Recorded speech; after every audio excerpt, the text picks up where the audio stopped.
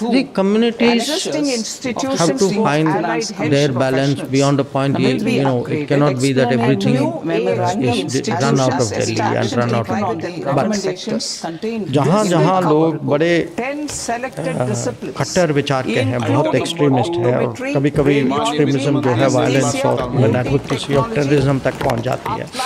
It's very important to take extremist है, और कभी कभी एक्सट्रीमिज्म जो है violence even advocacy of terrorism तक पहुँच जाती है. It's very important to take extremist है, और कभी कभी extremist वहाँ भी take a stand. It's very important to take extremist है, कभी कभी stand वहाँ भी नहीं of freedom और take a stand. It's very important to take extremist है, stand वहाँ भी नहीं of freedom और take a stand. It's very important to take extremist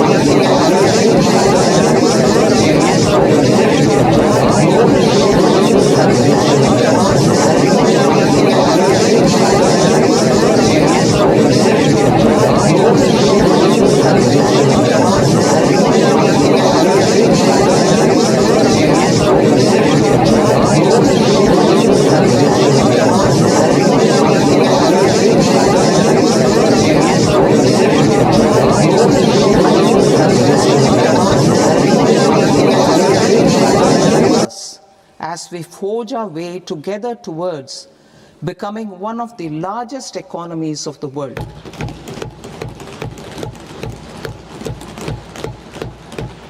Our aim is to transform aspiration into achievement and potential into performance as we ensure that the dividends of growth reach every farmer, the scheduled caste, the scheduled tribes, the nomads, the youth, the poor, and the women. In Vikasit Bharat Young Leaders Dialogue 2026, several innovative ideas were shared with our Prime Minister, which have inspired many of the proposals, making this a unique Yuva Shakti-driven budget. Our government's sankalp is to focus on our poor, underprivileged, and the disadvantaged. To deliver on this sankalp, and given that this is the first budget prepared in Kartavya Bhavan, we are inspired by three Kartavya. Our first Kartavya is to accelerate and sustain economic growth by enhancing productivity and competitiveness and building resilience to volatile global dynamics. Our second kartavya is to fulfill aspirations of our people and build their capacity, making them strong partners in India's path to prosperity.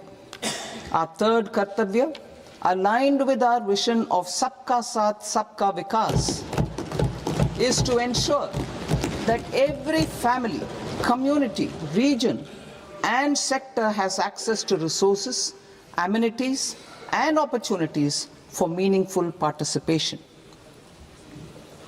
This threefold approach requires a supportive ecosystem. The first requirement is to sustain the momentum of structural reforms, continuous, adaptive, and forward-looking. Second, a robust and resilient financial sector is central to mobilizing savings, allocating capital efficiently, and managing risks. Third, cutting-edge technologies, including AI applications, can serve us as force multipliers for better governance. Reform Express. Our government has undertaken comprehensive reforms towards creating employment, boosting productivity, and accelerating growth. After the Prime Minister's announcement on Independence Day in 2025, over 350 reforms have been rolled out. This includes GST simplification, notification of labor codes, and rationalization of mandatory quality control orders. High-level committees have been formed, and in parallel, the central government is working with the state governments on deregulation and reducing compliance requirements. The Reform Express is well on its way and will maintain its momentum to help us fulfill our kartavya. I now move to specific proposals. Under our first kartavya, to accelerate and sustain economic growth, I propose interventions in 6 areas. 1. Scaling up manufacturing in 7 strategic and frontier sectors. 2. Rejuvenating legacy industrial sectors. 3. Creating champion MSMEs.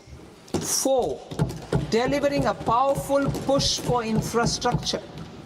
5. Ensuring long-term security and stability. And 6.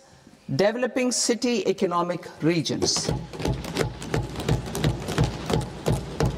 Scaling up of manufacturing in 7 strategic and frontier sectors.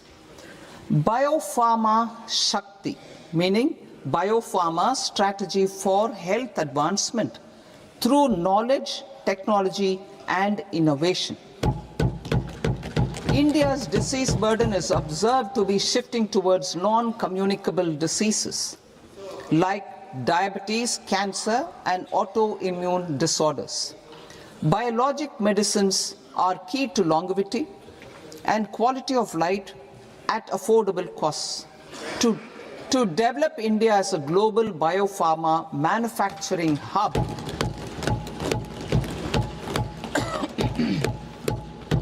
I propose the Biopharma Shakti with an outlay of 10,000 crores over the next 5 years.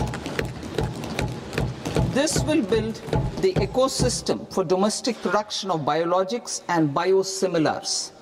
The strategy will include a biopharma-focused network with 3 new national institutes of pharmaceutical education and research, popularly known as NIPERs, and upgrading 7 existing ones.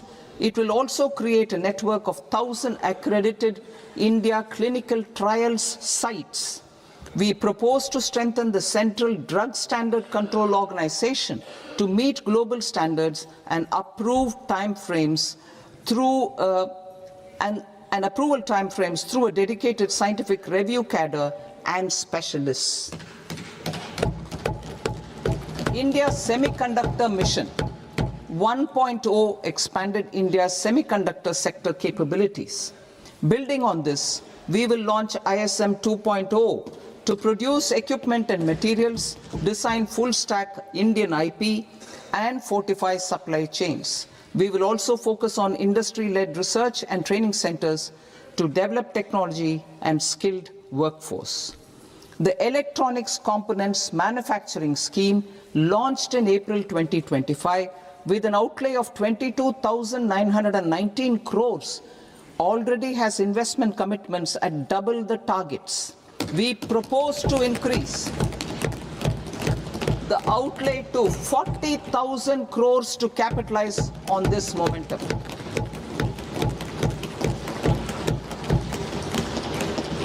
A scheme for rare earth permanent magnets was launched in 2025 November. We now propose to support the mineral-rich states of Odisha, Kerala, Andhra Pradesh and Tamil Nadu to establish dedicated rare earth corridors to promote mining, processing, research and manufacturing.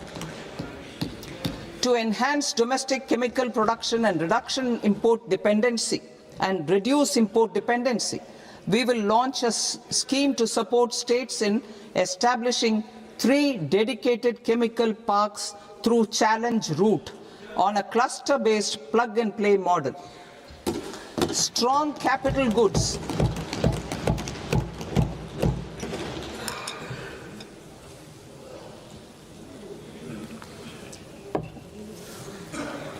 Strong capital goods capability is a determinant of productivity and quality across different sectors. Towards building this capacity, I propose the following. High-tech tool rooms will be established by central public sector enterprises at 2 locations as digitally enabled automated service bureaus that locally design, test and manufacture high-precision components at scale and at lower cost. 2. A scheme for enhancement of construction and infrastructure equipments will be introduced to strengthen domestic manufacturing of high value and technologically advanced CIE. This can range from lifts in a multi-storied apartment or firefighting equipment in multiplexes, large or small, and to tunnel boring equipments for building metros and high-altitude roads.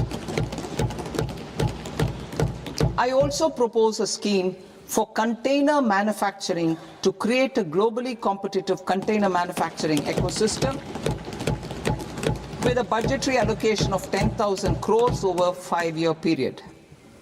For the labor-intensive textile sector, I propose an integrated program with 5 subparts.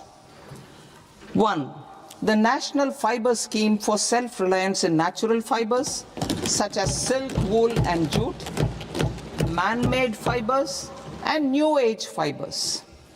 Textile expansion and employment scheme to modernize traditional clusters with capital support for machinery, technology upgradation and common testing and certification centers.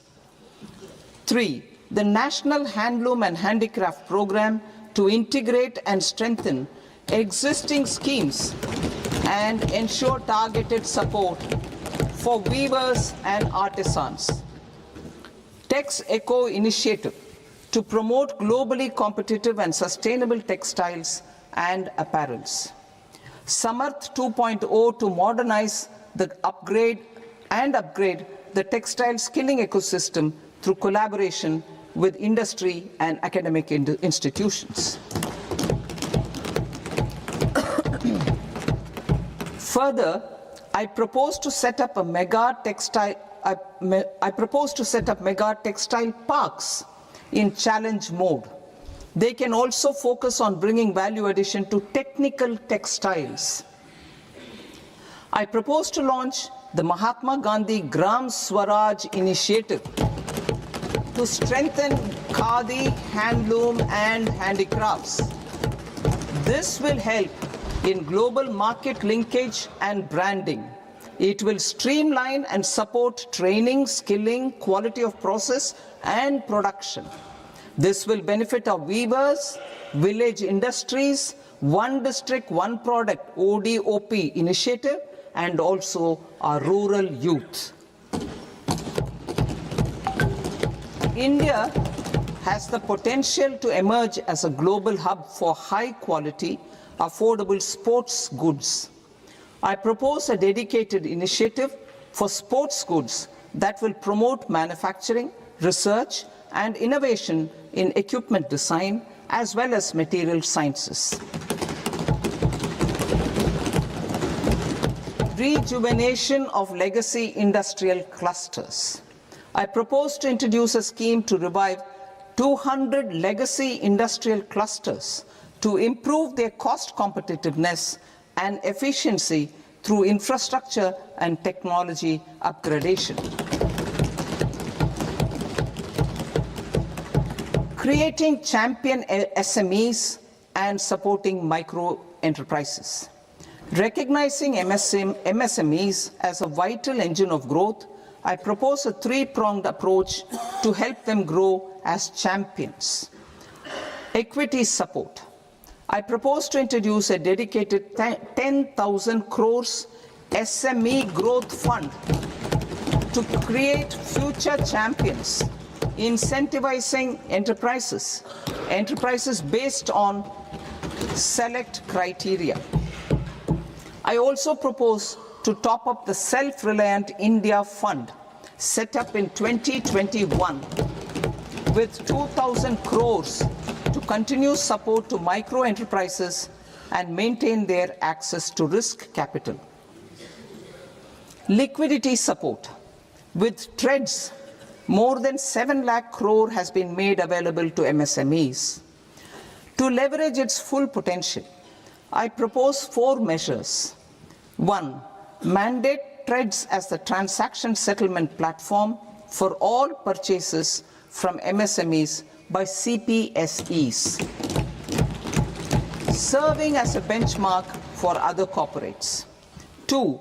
Introduce a credit guarantee support mechanism through CGTMSE for invoice discounting on TREDS platform.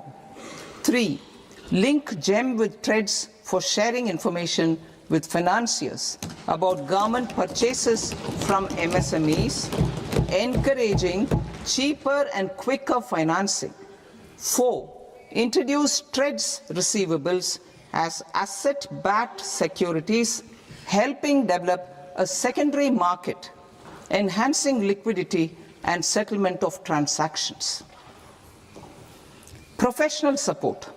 Government will facilitate professional institutions such as the ICAI, ICSI, ICMAI to design short-term modular courses and practical tools to develop a cadre of corporate mitras, especially in Tier 2 and Tier 3 towns. These accredited para-professionals will help MSMEs meet compliance requirements at affordable costs. Infrastructure. During this past decade, our government has undertaken several initiatives for large-scale enhancement of public infrastructure, including through new financing instruments such as Infrastructure Investment Trust (InvITs) and Real Estate Investment Trust (REITs), and institutions like NIIF and NABFID. We shall continue to focus on developing infrastructure in cities with over 5 lakh population, that is Tier 2, Tier 3 cities, which have expanded to become growth centers. Public capital expenditure has increased manifold from 2 lakh crore in 2014-15 to an allocation of 11.2 lakh crore in BE 25-26. In this coming year, that is financial year 2026-27, I propose to increase it to 12.2 lakh crores to continue the momentum. To strengthen the confidence of private developers regarding risks during infrastructure development and construction phase, I propose to set up an infrastructure risk guarantee fund to provide prudentially calibrated partial credit guarantee to lenders. Over the years, RITES have emerged as a successful instrument for asset monetization. I propose to accelerate recycling of significant real estate assets of the CPSEs through the setting up of dedicated RITES. To promote environmentally sustainable movement of cargo, I propose to 1. Establish new dedicated freight corridors connecting Dankuni in the east to Surat in the west. Operationalize 20 new national waterways over the next 5 years. Starting with National Waterways 5 in Orissa to connect mineral-rich areas of Talcher and Angul and industrial centers like Kalinga Nagar to the ports of Paradeep and Dhamra. Training institutes will be set up as regional centers of excellence for development of required manpower for these waterways. This will benefit youth in the entire stretch of the waterways to train and acquire skills. Further, a ship repair ecosystem catering to inland waterways will also be set up at Varanasi and Patna. And C, launch a coastal cargo promotion scheme for incentivizing a modal shift from rail to road to increase the share of inland waterways and coastal shipping from 6% to 12% by 2047. To enhance last mile and remote connectivity and promote tourism, I propose to give incentives to indigenize manufacturing of seaplanes. A seaplane VGF scheme will be also introduced to provide support for operations. Carbon capture, utilization and storage. Aligning with the roadmap launched in December 2025, the carbon capture,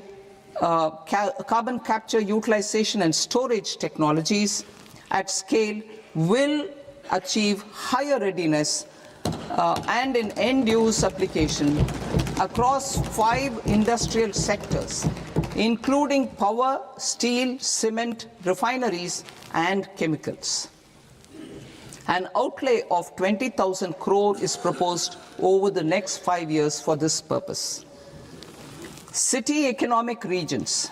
Cities are India's engines of growth, innovation, and opportunities. We shall now focus on Tier 2, Tier 3 cities, and even temple towns, which need modern infrastructure and basic amenities. This budget aims to further amplify the potential of cities to deliver the economic power of agglomerations by mapping city economic regions based on their specific growth drivers. An allocation of 5,000 crore per CER over 5 years is proposed for implementing their plans through a challenge mode with a reform-cum-result-based financing mechanism. In order to promote environmentally sustainable passenger systems, we will develop 7 high-speed rail corridors between cities as growth connectors, namely Mumbai to Pune, Pune to Hyderabad, Hyderabad to Bengaluru, Hyderabad to Chennai, Chennai to Bengaluru, Delhi to Varanasi, Varanasi to Siliguri.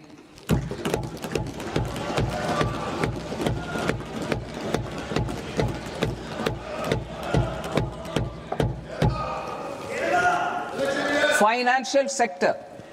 The Indian banking sector today is characterized by strong balance sheet, historic highs in profitability, improved asset quality, and coverage exceeding 98% of villages in the country. At this juncture, we are well placed to futuristically evaluate the measures needed to continue on the path of reform-led growth of this sector. I propose setting up a high-level committee on Banking for Vikasit Bharat, High-Level Committee on Banking for Vikasit Bharat, to comprehensively review the sector and align it with India's next phase of growth, while safeguarding financial stability, inclusion, and consumer protection. The vision for NBFCs for Vikasit Bharat has been outlined with clear targets for credit disbursement and technology adoption in order to achieve scale and improve efficiency in the public sector NBFCs. As a first step, it is proposed to restructure the Power Finance Corporation and Rural Electrification Corporation. I propose a comprehensive review of the foreign exchange management non-debt instruments rules to create a more contemporary, user-friendly framework for foreign investments consistent with India's evolving economic priorities. Corporate bond market. I propose to introduce a market-making framework with suitable access to funds and derivatives on corporate bond indices. I also propose to introduce total return swaps on corporate bonds. Municipal bonds. To encourage the issuance of municipal bonds of higher value by larger cities, I propose an incentive of 100 crore rupees for a single bond issuance. 100 crore rupees for a single bond issuance of more than 1,000 crore. The current scheme under Amrit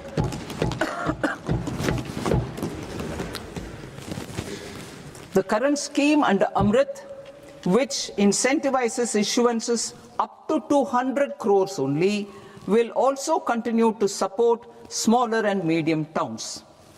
That will also continue to support the smaller and medium towns. Ease of doing business.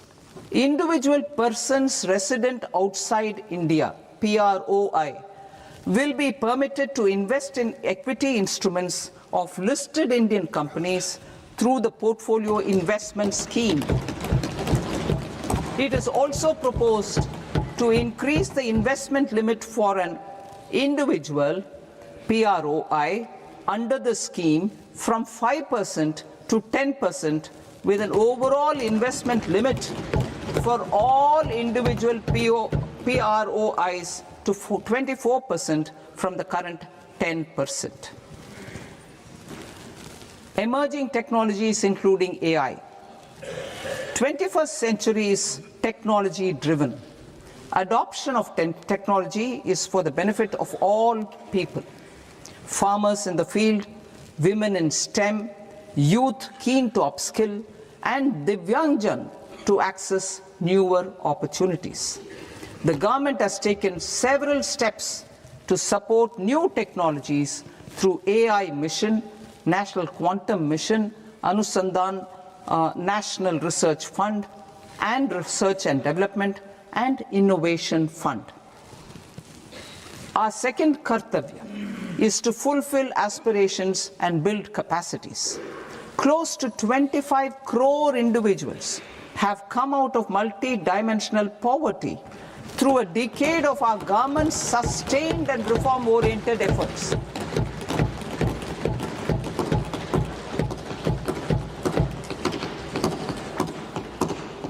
Our government has therefore decided to place a renewed emphasis on the service sector to provide a pathway to fulfilling aspirations of a youthful India with the following measures.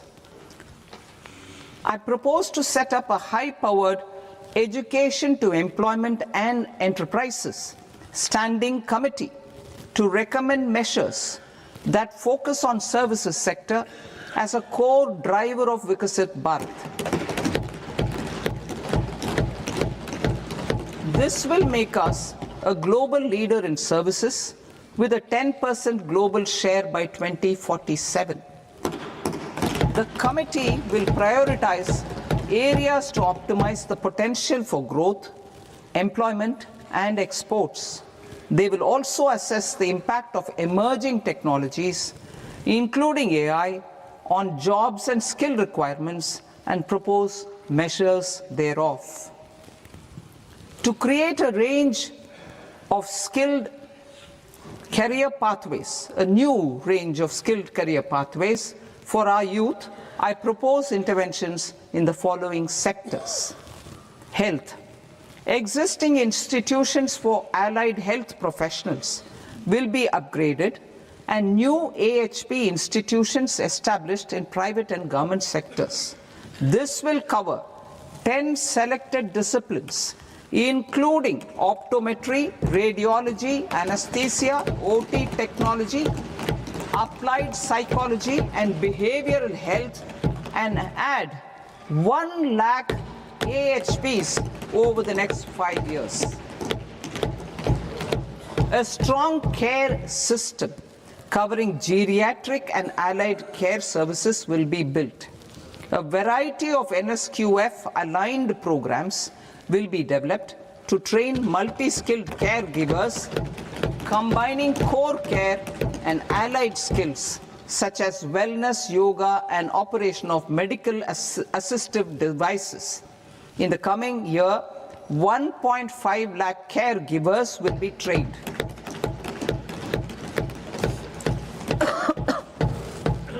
Hubs for medical value tourism. To promote India as a hub for medical tourism services, I propose to launch a scheme to support states in establishing 5 regional medical hubs in partnership with the private sector.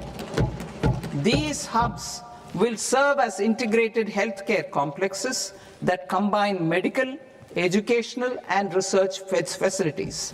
They will have Ayush centers, medical value tourism facilitation centers, and infrastructure for diagnostics, post-care, and rehabilitation. These hubs will provide diverse opportunities, job opportunities for health professionals, including doctors and AHPs. Ancient Indian yoga, already respected in several parts of the world, was given a mass global recognition when Honorable Prime Minister took it to the UN. Post-COVID, Ayurveda gained a similar global acceptance and recognition. Exporting quality Ayurveda products helps farmers who grow the herbs and youth who process the products. To meet growing global demand, a few more steps are being taken. I propose to 1. Set up 3 new All India Institutes of Ayurveda. 2. Upgrade Ayush pharmacies and drug testing labs for higher standards of certification ecosystem and make available more skilled personnel. 3. Upgrade the WHO Global Traditional Medicine Center in Jamnagar to bolster evidence-based research, training, and awareness for traditional medicine. Animal husbandry. Livestock contributes to close to 16% of farm income, including of poor and marginal households. To scale up availability of veterinary professionals by more than 20,000, I propose to roll out a loan-linked capital subsidy support scheme for establishment of veterinary and para-veterinary colleges, veterinary hospitals, diagnostic laboratories, and breeding facilities in private sector. Collaboration between Indian and foreign institutions will also be facilitated. Orange economy. India's animation, visual effects, gaming and comics sector, AVGC sector, is a growing industry projected to require 2 million professionals by 2030. I propose to support the Indian Institute of Creative Technologies, Mumbai, in setting up AVGC content creator labs in 15,000 secondary schools all over the country and 500 colleges. The Indian design industry is expanding rapidly, and yet there is a shortage of Indian designers. I propose to establish, through Challenge Route, a new National Institute of Design to boost design education and development in the eastern region of India. Education. Our government will support states through Challenge Route in creating 5 university townships in the vicinity of major industrial and logistics corridors. These planned academic zones will host multiple universities, colleges, and research institutions, skill centers, and residential complexes. In higher education, STEM institutions, prolonged hours of study and laboratory work pose some challenges for girl students. Through VGF, Viability Gap Funding and capital support, one girls' hostel will be established in every district.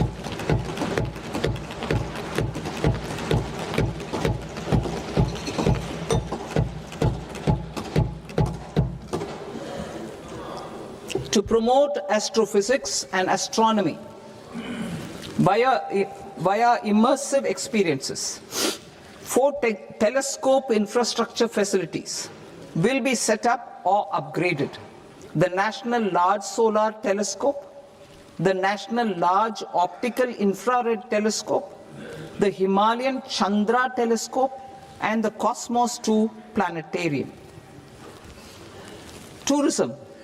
The tourism sector has the potential to play a large role in the employment generation, forex earnings, and expanding the local economy. I propose to set up a National Institute of Hospitality by upgrading the existing National Council for Hotel Management and Catering Technology. It will function as a bridge between academia, industry, and government. I also propose a pilot scheme for upskilling 10,000 guides in 20 iconic tourist sites through a standardized, high-quality, 12-week training course in hybrid mode in collaboration with the Indian Institute of Management. A national destination digital knowledge grid will be established to digitally document all places of significance, cultural, spiritual, and heritage. This initiative will create a new ecosystem of jobs for local researchers, historians, content creators, and technology partners. India has the potential and opportunity to offer world-class trekking and hiking experience. We will develop ecologically sustainable mountain trails in Himachal Pradesh, Uttarakhand, and Jammu Kashmir. Also in Araku Valley in the Eastern Ghats and Podigai Malai in the Western Ghats. Turtle trails along key nesting sites in the coastal areas of Odisha, Karnataka, and Kerala. And 3 bird watching trails along the Pulikat Lake in Andhra Pradesh, Tamil Nadu. It's on the border. Under the visionary leadership of Honorable Prime Minister, we established the International Big Cat Alliance in 2024. This year, India is hosting the first ever Global Big Cat Summit, where heads of governments and ministers from 95 range countries will deliberate on collective strategies for conservation. Heritage and culture tourism.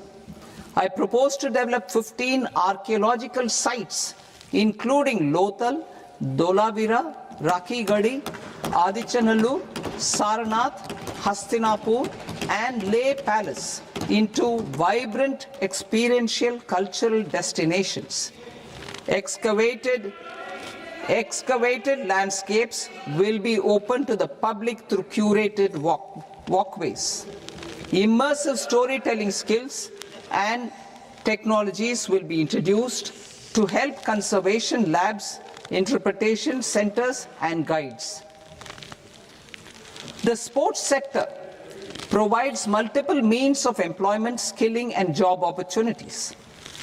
Taking forward the systematic nurturing of sports talent which is set in motion through the Khelo India program earlier, I propose to launch a Khelo India mission to transform the sports sector over the next decade. The mission will facilitate an integrated talent development pathway supported by training centers which are foundational, intermediate, and elite levels. B, systematic development of coaches and support staff. C, integration of sports science and technology. D, competitions and leagues to promote sports culture and provide platforms. And E, development of sports infrastructure for training and competition. Our third Kartavya aligns with our vision of Sabka Saath, Sabka Vikas towards Vikasit Bharat. This requires targeted efforts for 1. Increasing farmer incomes through productivity enhancement and entrepreneurship, with special attention to small and marginal farmers. B. Empowering Divyangjan through access to livelihood opportunities, training, and high-quality assistive devices. C. Empowering the vulnerable to access mental health and trauma care. D. Focus on the Purvodaya states and the Northeast region to accelerate development and employment opportunities. Fisheries. We will undertake initiatives for integrated development of 500 reservoirs and Amrit Sarovars. 2. Strengthen the fisheries value chain in coastal areas and enable market linkages involving startups and women-led groups together with fish farmer producer organizations. Animal husbandry. To provide quality employment opportunities in rural and peri-urban areas, we will support the animal husbandry sector in entrepreneurship development through A. A credit-linked subsidy program. B. Scaling up and modernization of livestock enterprises. C. Enhanced creation of livestock, dairy, and poultry. Enhanced creation of livestock, dairy, and poultry-focused integrated value chains. And D. Encourage creation of livestock farmer-producer organizations. High-value agriculture. To diversify farm outputs, increase productivity, enhance farmers' incomes, and create new employment opportunities, we will support high-value crops such as coconut, sandalwood, cocoa, cashew in the coastal areas, agar trees in northeast, and nuts such as almonds, walnuts, and pine nuts in our hilly regions. All of them will be supported. India is the world's largest producer of coconuts. About 30 million people, including nearly 10 million farmers, depend on coconuts for their livelihood. To further enhance competitiveness in coconut production, I propose a coconut promotion scheme to increase production and enhance productivity through various interventions, including replacing and non-productive trees with new saplings or plants or varieties in major coconut growing states. A dedicated program is proposed for Indian cashew and cocoa to make India self-reliant in raw cashew and coconut production and processing, enhance export competitiveness, and transform Indian cashew and Indian cocoa into premium global brands by 2030. Sandalwood. Sandalwood is closely linked to India's social and cultural heritage. Our government will partner with state governments to promote focused cultivation and post-harvest processing to restore the glory of the Indian sandalwood ecosystem, to rejuvenate old, low-yielding orchards, and expand high-density cultivation of walnuts, almonds, and pine nuts. We will support a dedicated program to enhance farmer incomes and in bringing value addition by engaging youth. Bharat Vistar, that is virtually integrated system to access agricultural resources. I propose to launch Bharat Vistar, a multilingual AI tool that shall integrate the AgriStack portals and the ICAR package on agricultural practices with AI systems. This will enhance farm productivity, enable better decisions for farmers, and reduce risk by providing customized advisory support. She Marts for rural women-led enterprises. Building on the success of Lakpati Didi program, I propose to help women take the next step from credit-linked livelihoods to being owners of enterprises. Self-help entrepreneur, She Marts will be set up as community-owned retail outlets within the cluster-level federations through enhanced and innovative financing instruments. Empowering Divyangjan. Divyangjan Kaushal Yojana. Information technology, AVGC sectors, hospitality and food and beverages sectors often offer task-oriented and process-driven roles which are suitable for Divyangjan. We will ensure dignified livelihood opportunities through industry-relevant and customized training specific to each Divyangjan group. Divyang Sahara Yojana. Timely access to high-quality assistive devices for all eligible Divyangjan is a fundamental need. I propose to 1. Support the Artificial Limbs Manufacturing Corporation of India, Alimco, to set up and to scale up production of assistive devices, invest in R&D and AI integration, strengthen PM Divyasha Kendras, and support setting up of assistive technology marts as modern retail style centers where Divyangjan and senior citizens can see, try and purchase assistive products. Reaffirming our commitment to mental health and trauma care. There are no national institutes for mental health care in North India. We will therefore set up a NIMHANS 2 and also upgrade national mental health institutes in Ranchi and in Tezpur as regional apex institutions. Emergencies expose families, particularly the poor and vulnerable, to unexpected expenditure. We will strengthen and increase these capacities by 50% in district hospitals by establishing emergency and trauma care centers. Focus on Purvodaya states and northeastern regions. Purvodaya. I propose the development of an integrated East Coast industrial corridor with a well-connected node at Durgapur, creation of 5 tourism destinations in 5 Purvodaya states, and the provision of 4,000 e-buses. Buddhist sites in northeastern region.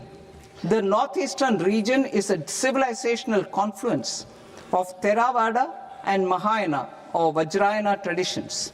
I propose to launch a scheme for development of Buddhist circuits in Arunachal Pradesh, Sikkim, Assam, Manipur, Mizoram, and Tripura. The scheme will cover preservation of temples and monasteries, pilgrimage interpretation centers, connectivity, and pilgrim amenities. 16th Finance Commission. On 17th November 2025, the 16th Finance Commission submitted its report to the President. As mandated under Article 281 of the Constitution, the government is to lay the report along with the explanatory memorandum on the action taken report on the recommendations of the Commission in Parliament, which, Sir, Honourable Speaker, you've allowed me to do at the commencement of this session. The government has accepted the recommendation of the Commission to retain the vertical share of devolution at 41%. As recommended by the Commission, I have provided 1.4 lakh crores of rupees to the states for the year 2026-2027 as Finance Commission grants. These include rural and urban local body and disaster management grants. Fiscal consolidation. Government has been delivering on our fiscal commitments consistently without compromising on social needs. To strive towards accepted standards of fiscal management in Budget 25-26, I had indicated that the central government would target reaching a debt to GDP ratio of 50 plus or minus 1% by 2030-31. In line with this, the debt to GDP ratio is estimated to be 55.6% of GDP in BE 26-27, compared to 56.1% of GDP in RE 25-26. A declining debt to GDP ratio will gradually free up resources for priority sector lending and expenditure by reducing the outgo on interest payments. One of the main operational instruments for debt targeting is the fiscal deficit. I am happy to inform this august House that I fulfilled my commitment made in 2021-2022 to reduce fiscal deficit below 4.5% of GDP by 25-26. In RE 25-26, the fiscal deficit has been estimated at par with BE of 2025-26 at 4.4% of GDP. In line with the new fiscal prudence path of debt consolidation, the fiscal deficit in BE 26-27 is estimated to be 4.3% of the GDP.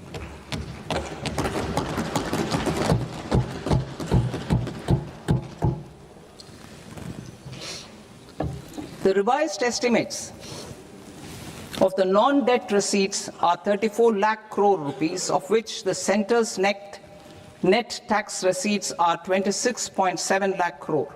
The revised estimate of the total expenditure is 49.6 lakh crore rupees, of which the capital expenditure is about 11 lakh crores. Budget estimates 2026 to 2027. Coming to 26-27, the non-debt receipts and the total expenditure are estimated as 36.5 lakh crore and 53.5 lakh crore respectively. The centre's net tax receipts are estimated at 28.7 lakh crore rupees. To finance the fiscal deficit, the net market borrowings from dated securities are estimated at 11.7 lakh crore rupees. The balance financing is expected to come from small savings and other sources. The gross market borrowings are estimated at 17.2 lakh crore rupees. I'll now move to Part B. Part B, direct taxes.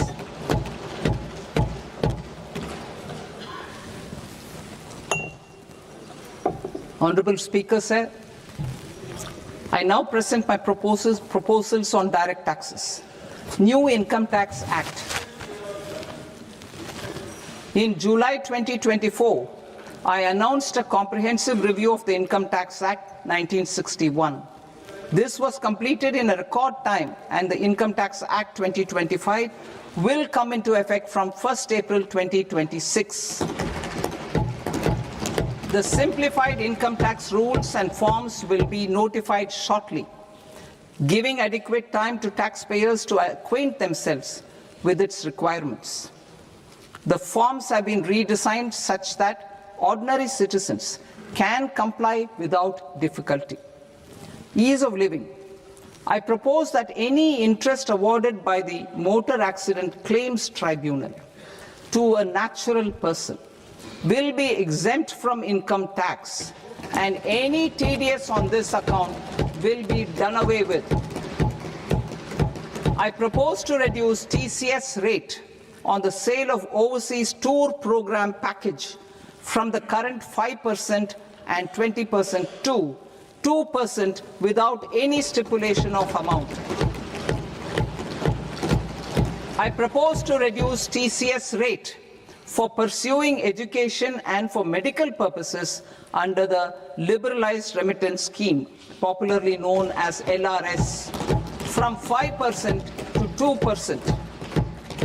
Supply of manpower services is proposed to be specifically brought within the ambit of payment to contractors for the purpose of TDS to avoid ambiguity. Thus, TDS on these services will be at the rate of either 1% or 2% only. I propose a scheme for small taxpayers, wherein a rule-based automated process will enable obtaining a lower or nil deduction certificate instead of filing an application with the assessing officer. For the ease of taxpayer holding securities in multiple companies, I propose to enable depositories to accept Form 15G or Form 15H from the investor and provide it directly to various relevant companies. I propose to extend time available for revising returns from 31st December to up to 31st March with the payment of a nominal fee. I also propose to stagger the timeline for filing of tax returns. Individuals with ITR 1 and ITR 2 returns will continue to file till 31st July, and non-audit business cases or trusts are proposed to be allowed time till 31st August. TDS on sale of immovable property by a non-resident is proposed to be deducted and deposited through resident buyers and his or her PAN-based challan instead of requiring a TAN, which is a temporary accounting number. To address practical issues of small taxpayers like students, young professionals, tech employees, relocated NRIs, and such others, I propose to introduce a one-time 6-month foreign asset disclosure scheme for these taxpayers to disclose income or assets below a certain size. This scheme would be applicable for two categories of taxpayers, namely A, who did not disclose their overseas income or assets, and B, who disclosed their overseas income and or paid due tax but could not declare the asset acquired. For category A, the limit of undisclosed income or asset is proposed to be up to 1 crore rupees. They need to pay 30% of fair market value of asset or 30% of undisclosed income as tax and 30% as additional income tax in lieu of penalty, and would thereby get immunity from prosecution. For category B, asset value is proposed to be up to 5 crore rupees. Here, immunity from both penalty and prosecution will be available with a payment of fee of 1 lakh rupees. Rationalizing penalty and prosecution.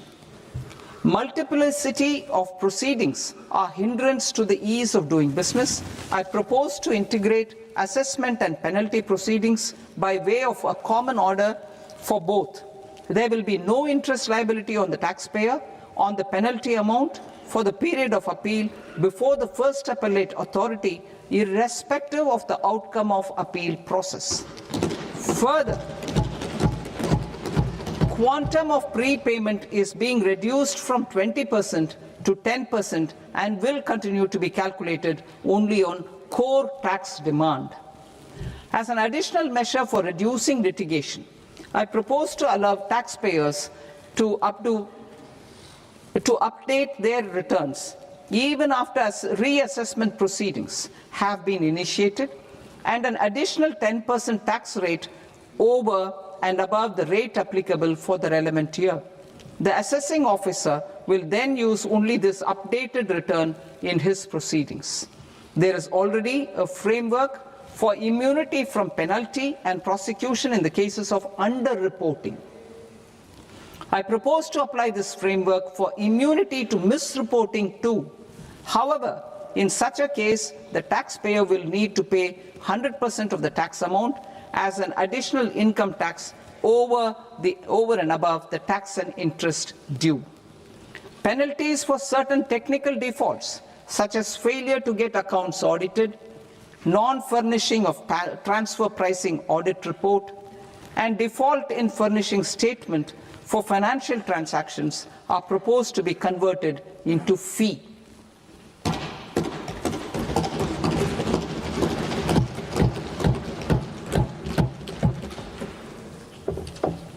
I propose to rationalize prosecution framework under Income Tax Act while maintaining a careful balance for deterrence in some serious offence. Non-production of books of account and documents and requirement of TDS payment where payment is made in kind are being decriminalized. Further, minor offences will attract fine only. The remaining prosecutions will be graded commensurate with the quantum of offence.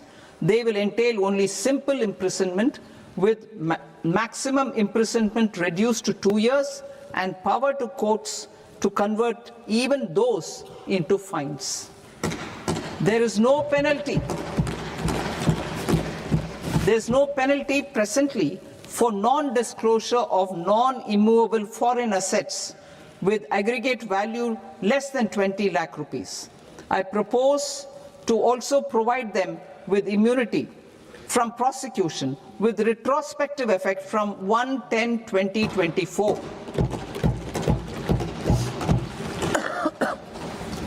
Cooperatives.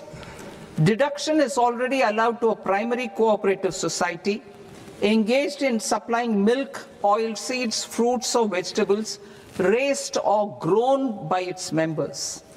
I propose to extend this deduction to also include supply of cattle feed and cotton seed produced by its members.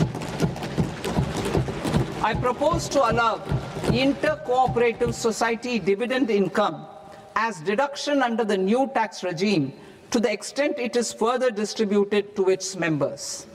I further propose to allow exemption for a period of 3 years to dividend income received by a notified national cooperative federation on their investments made in companies up to 31/1/2026. This exemption would be allowed only for dividends further distributed to its member cooperatives. Supporting IT sector as India's growth engine. India is a global leader in software development services, IT-enabled services, knowledge process outsourcing services, and contract R&D services relating to software development. These businesses and their segments are quite interconnected with each other. All these services are proposed to be clubbed under a single category of information technology services with a common safe harbor margin of 15.5% applicable to all. The threshold for availing safe harbor for IT services is being enhanced substantially from 300 crore rupees to 2,000 crore rupees. Safe harbor for IT services shall be approved by an automated rule-driven process without any need for tax officer to examine and accept the application. Once applied by an IT services company, the same safe harbor can be continued for a period of 5 years at a stretch at its choice. For IT services companies who want to conclude advanced pricing agreement, APA, I propose to fast-track unilateral APA process for IT services and endeavor to conclude it within a period of 2 years. The period of 2 years can be extended by a further period of 6 months on taxpayers' request. I propose to extend the facility of modified returns available to the entity entering APA to its associated entities also. Attracting global business and investment. Recognizing the need to enable critical infrastructure and boost investment in data centers, I propose to provide tax holiday till 2047 to any foreign company that provides cloud services to customers globally by using data center services from India. It will, however, need to provide services to Indian customers through an Indian reseller entity. I also propose to provide a safe harbor of 15% on cost in case the company providing data center services from India is a related entity. To harness the efficiency of just-in-time logistics for electronic manufacturing, I propose to provide safe harbor to non-residents for component warehousing in a bonded warehouse at a profit margin of 2% of the invoice value. The resultant tax of about 0.7% will be much lower than in competing jurisdictions. To provide fillip to toll manufacturing in India, I propose to provide exemption from income tax for 5 years to any non-resident who provides capital goods, equipment, or tooling to any toll manufacturer in a bonded zone. To encourage vast pool of global talent to work in India for a longer period of time, I propose to provide exemption to global, non-India sourced income of a non-resident expert for a stay period of 5 years under notified schemes. I propose to provide exemption from minimum alternate tax, the MAT, to all non-residents who pay tax on presumptive basis. Tax administration. I propose to constitute a joint committee of Ministry of Corporate Affairs and Central Board of Direct Taxes for incorporating the requirements of income computation and disclosure standards, the ICDS, in the Indian Accounting Standards, IND AS itself. Separate accounting requirement based on ICDS will be done away with from the tax year 27-28. To support Prime Minister Modi's vision of homegrown accounting and advisory firms to become global leaders, I propose to rationalize the definition of accountant for the purposes of safe harbor rules. Other tax proposals. Change in taxation of buyback was brought in to address the improper use of buyback route by promoters. In the interest of minority shareholders, I propose to tax buyback for all types of shareholders as capital gains. However, to disincentivize misuse of tax arbitrage, promoters will pay an additional buyback tax. This will make effective tax 22% for corporate promoters. For non-corporate promoters, the effective tax will be 30%. TCS rate for sellers of specific goods, namely alcoholic liquor, scrap, and minerals will be rationalized to 2%, and that on tendu leaves will be reduced from 5% to 2%. I propose to raise the STT on futures to 0.05% from the present 0.02%. STT on options premium and exercise of options are both proposed to be raised to 0.15% from the present rate of 0.1% and 0.125% respectively. We reformed the taxation landscape for corporates in 2019 by providing them a simplified regime with lower tax rate so that they could productively focus on business rather than on claim of deductions and exemptions. To encourage companies to shift to the new regime, set off of brought forward MAT credit, minimum alternate tax credit, is proposed to be allowed to companies only in the new regime. Set off using available MAT credit is proposed to be allowed to an extent of 1/4 of the tax liability in the new regime. MAT is proposed to be made final tax, so there will be no further credit accumulation from 1st April 2026. In line with this change, the rate of final tax is being reduced to 14% from the current MAT rate of 15%. The brought forward MAT credit of taxpayers accumulated till 30th March 2026 will continue to be available to them for set-off as above. Indirect taxes. I shall now take up proposals related to indirect taxes. My proposals for customs and central excise aim to further simplify the tariff structure, support domestic manufacturing, promote export competitiveness, and correct inversion in duty. To continue weeding out long-continuing customs duty exemptions, I propose to remove certain exemptions on items which are being manufactured in India or where the imports are negligible. Similarly, to further simplify the process of ascertaining the rate of duty applicable on a particular item, I propose to incorporate certain effective rates in various customs notifications to the tariff schedule itself. I shall now take up sector-specific proposals. Promotion of exports of marine, leather, and textile products. I propose to increase the limit for duty-free imports of specified inputs used for processing seafoods for export from the current 1% to 3% of FOB value of the previous year's export turnover.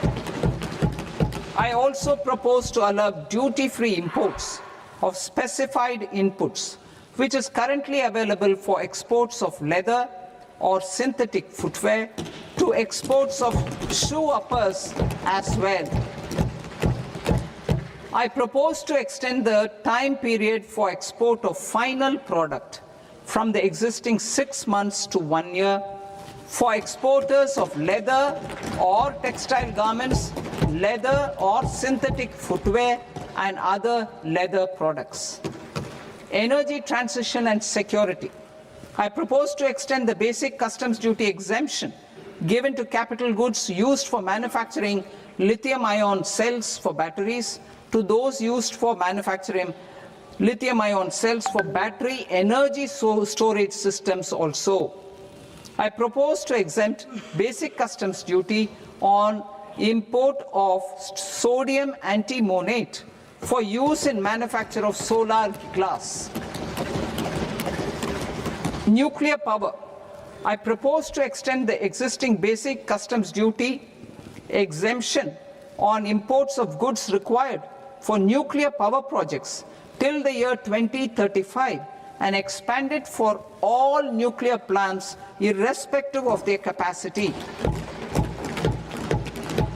critical minerals, it is proposed to provide basic customs duty exemption to the import of capital goods required for the processing of critical minerals in India. Biogas blended CNG. I propose to exclude the entire value of biogas while calculating the central excise duty payable on biogas blended CNG. Civil and defense aviation. I propose to exempt basic customs duty on components and parts required for the manufacture of civilian training and other aircrafts. It is proposed to exempt basic customs duty on raw materials imported for the manufacture of parts of aircraft to be used in maintenance, repair, or overall requirements by units in the defense sector.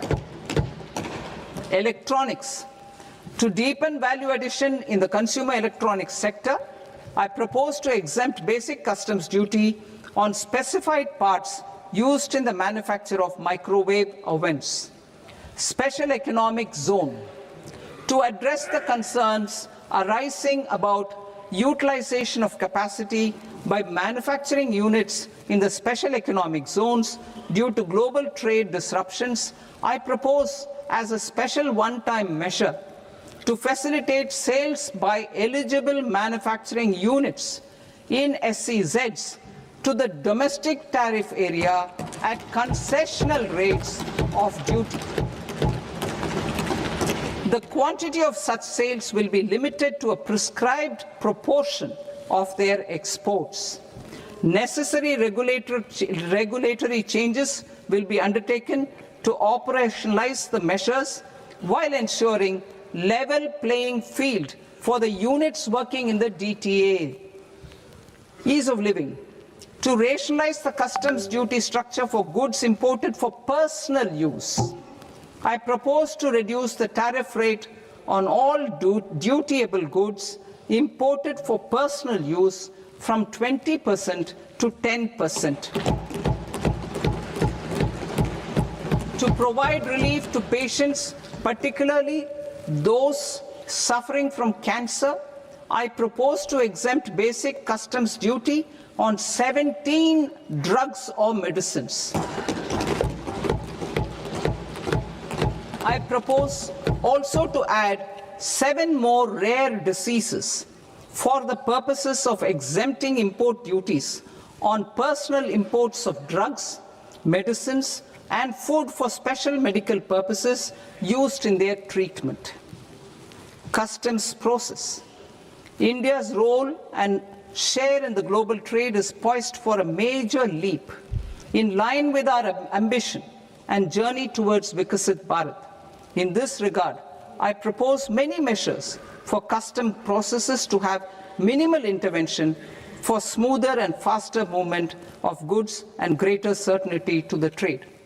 Trust-based systems.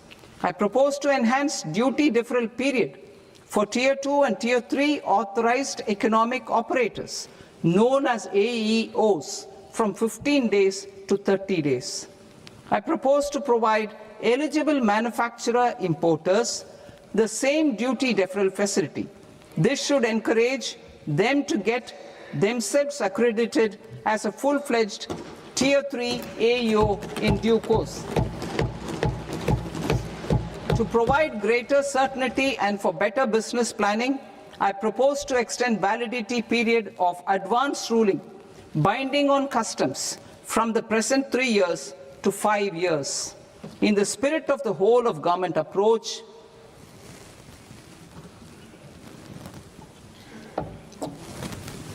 government agencies will be encouraged to leverage AEO accreditation for preferential treatment in clearing their cargo. Regular importers with trusted long-standing supply chains will be recognized in the risk system so that the need for verification of their cargo every time can be minimized. Export cargo using electronic sealing. Export cargo using electronic sealing will be provided through clearance from the factory premises to the ship. For import of goods not needing any compliance, filing of bill of entry by a trusted importer and arrival of goods will automatically notify customs for completing their clearance formalities. This will enable goods to be released immediately on arrival. The customs warehouse framework will be transformed into a warehouse operator-centric system with a self-declarations, electronic tracking, and risk-based audit. These reforms will move away from the current system of officer-dependent approvals and reduce transaction delays and compliance costs. Ease of doing business. Approvals required for cargo clearance from various government agencies will be seamlessly processed through a single and interconnected digital window by the end of the financial year. Processes involved in clearance of food, drugs, plant, and animal and wildlife products, accounting for about 70% of interdicted cargo, will be operationalized on this system by April 2026 itself.